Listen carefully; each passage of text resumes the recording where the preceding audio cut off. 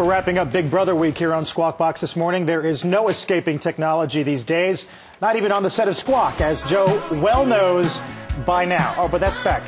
That's much better. Yeah. Hey, much better. Now one company's trying to... where these things are coming from. I know.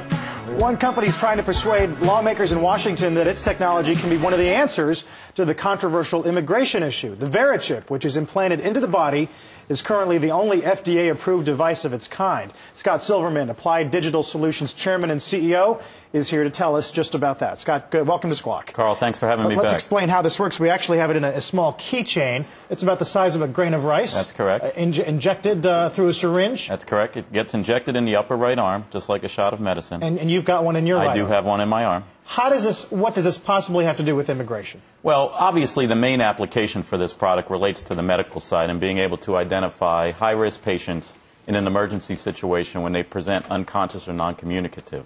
As a result of our efforts in Washington to push that information technology and healthcare push, Homeland Security has become interested in our technology on the FEMA side, and we used it in the Katrina aftermath, and now on the immigration or border patrol side as well.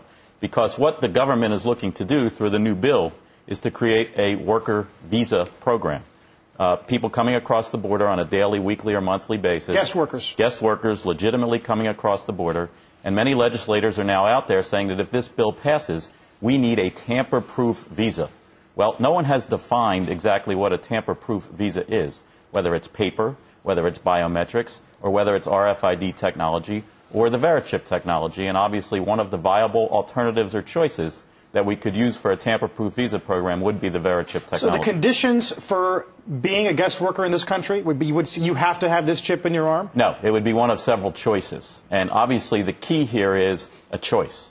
Having a voluntary chip put inside your body, similar to what we do in the medical application, because there are choices on the medical application as well. You can hold your medical records on a card, you can hold it on a key fob, or you can have it in a Verichip. However, our argument is that the only tamper-proof and secure one for the benefit of the patient or for the benefit of the immigrant or the employer who would actually use these scanners to identify and register the immigrant worker in a database would be the Verichip technology. You can imagine the outcry. Sure. I mean, not just in this country, but around the world. The U.S. would we be the only country that would require our immigrants to have one of these placed in their bodies? Well, again, we wouldn't require them to have it. Okay. What I'm saying is that people are coming into this country, 12 million illegal immigrants here now.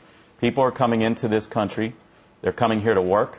They're coming here on a voluntary basis to work. We are now allowing them to come here to work, and there should be several technology solutions to allow them into the country. How do you make sure it's a voluntary program? Because you just said yourself that the only way to guarantee that it's foolproof is if it's in your body. It's got to be legislation. It's got to be. How do you guarantee that the legislation keeps that being a voluntary program? There would be 2 or 3 alternatives, Becky, and that's what's being discussed. The 2 or 3 alternatives being discussed for a tamper-proof visa are a card. You know, we all have heard about passports with RFID technology, or a microchip, or something else in the form of paper, which we know isn't the solution today in the technology age. So this is one solution that could be chosen so that you don't have to make sure you have your wallet, so that you don't have to make sure that if you didn't bring your wallet, you're not going to get to work that day and the employer is going to have a problem.